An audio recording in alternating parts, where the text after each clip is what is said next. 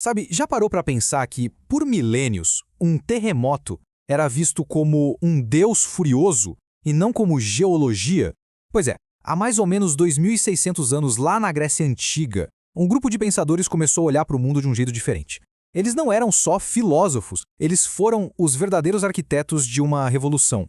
Uma que nos ensinou a procurar respostas na natureza e não mais nos mitos. Vamos entender como essa virada de chave aconteceu.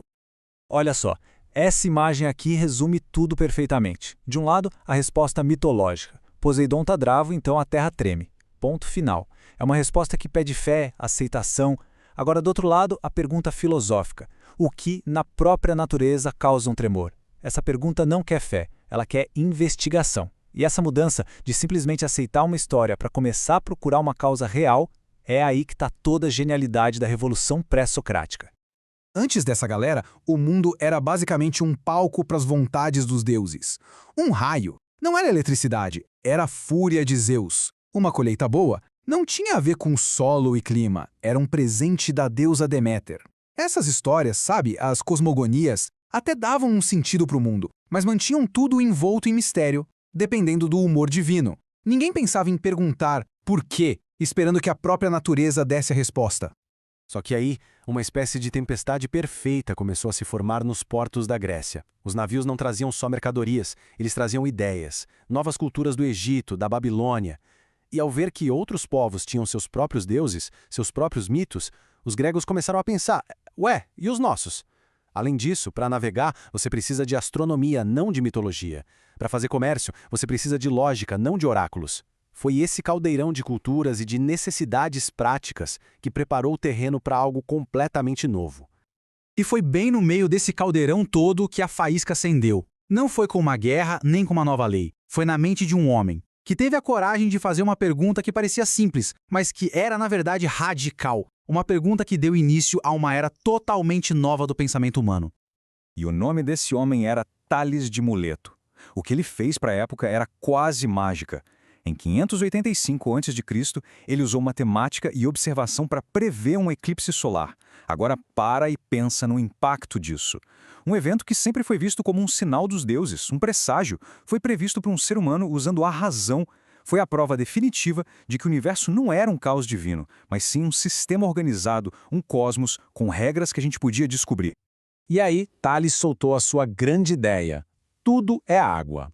Hoje, claro, isso soa meio simplista, mas o pulo do gato não é a resposta em si, é o método. Pela primeira vez, alguém olhou para toda a variedade do mundo e, em vez de criar um Deus para explicar, procurou um princípio único na própria natureza. Foi o primeiro passo para deixar o sobrenatural de lado e abraçar o racional. Ali, naquele momento, a filosofia e a ciência como a gente conhece hoje nasceram. O que o Tales começou virou uma bola de neve, uma verdadeira explosão de ideias. Inspirados por ele, pensadores por toda a Grécia entraram na mesma busca e encontraram o princípio fundamental, a substância original que dá forma a todo o universo. E esse princípio fundamental ganhou um nome, Arché. Pensa na Arché como se fosse o código-fonte da realidade. A causa de tudo, a matéria-prima que se transforma em tudo que a gente vê. A grande pergunta que unia todos esses filósofos era uma só. Qual é a Arché? E onde eles foram procurar essa Arché? Não foi em textos sagrados ou olhando para o céu esperando um sinal. Foi no mundo ao redor deles. O objeto de estudo era a physis, a palavra grega para natureza. Eles tinham a convicção de que, observando a natureza, eles poderiam desvendar seus maiores segredos usando uma única ferramenta, a razão. O que aconteceu depois foi simplesmente incrível. Várias escolas de pensamento diferentes começaram a pipocar, cada uma com uma resposta diferente para a grande questão do universo. Não era uma busca solitária, era um debate gigantesco, quase como se fossem times de detetives intelectuais, cada um propondo uma solução para o mesmo mistério cósmico. E essa tabela mostra bem o tamanho da explosão. Não teve uma resposta única, nem de longe. De um lado, os jônicos, como Tales, diziam que a origem de tudo era algo físico, palpável. Água, ar, fogo. Aí vinham os pitagóricos e diziam, não, a resposta está além do físico. Está na beleza abstrata dos números. Depois, os eleatas, usando pura lógica, argumentavam que a mudança era só uma ilusão. E para completar, os pluralistas tentaram juntar tudo, sugerindo que não era uma, mas várias substâncias fundamentais. Em menos de 100 anos, o pensamento humano foi do físico ao abstrato, do singular ao múltiplo. Foi uma loucura. Um dos jônicos mais fascinantes foi Heráclito. Para ele, a arché era o fogo. Mas não o fogo literal, e sim o fogo como um símbolo perfeito da essência do universo, a mudança constante. Tudo está sempre fluindo, numa tensão dinâmica. Aquela famosa frase dele, não se pode entrar 2 vezes no mesmo rio, captura essa ideia de um jeito genial. A única coisa que não muda é o fato de que tudo muda. E aí, no extremo oposto, a gente tem Parmênides, da escola eleata. Ele dizia que essa mudança toda que a gente vê com nossos olhos é só uma ilusão. A realidade de verdade, o ser, é uma coisa só, eterna e totalmente imóvel. O que é, simplesmente é. Essa briga de ideias entre Heráclito e Parmênides acabou definindo um dos maiores debates da história da filosofia. E então, de repente surge a ideia absolutamente chocante de Demócrito. Pensa só, sem microscópio, sem tecnologia nenhuma, só usando a lógica, ele propôs que tudo no universo era feito de partículas minúsculas, indivisíveis, os átomos, se movendo no vazio. Cara, isso foi mais de 2000 anos antes da ciência moderna confirmar algo parecido. É uma das sacadas mais brilhantes de toda a história do pensamento. Tá, mas então, por que esses pensadores, com umas ideias que hoje podem parecer até meio estranhas, são tão importantes? Bom, o legado deles não está tanto nas respostas que eles deram, mas sim na revolução que eles começaram.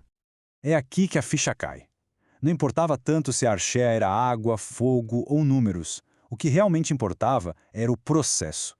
A ideia radical de que é possível entender o universo usando a observação e a razão, sem precisar de mitos. Esse método foi a verdadeira descoberta, a verdadeira herança que eles deixaram. O que eles nos deram foi, na prática, um rascunho do método científico. Passo 1. Observe o mundo. Passo 2. Use a sua razão para criar uma teoria, uma explicação lógica. Passo 3. Debata, critique e melhore essa teoria. Esse ciclo de observar e racionalizar abriu as portas para toda a ciência que veio depois. Eles não deram todas as respostas, mas nos deram a ferramenta mais poderosa para a gente poder encontrá-las: o método. A era pré-socrática, então, estabeleceu essa base fundamental.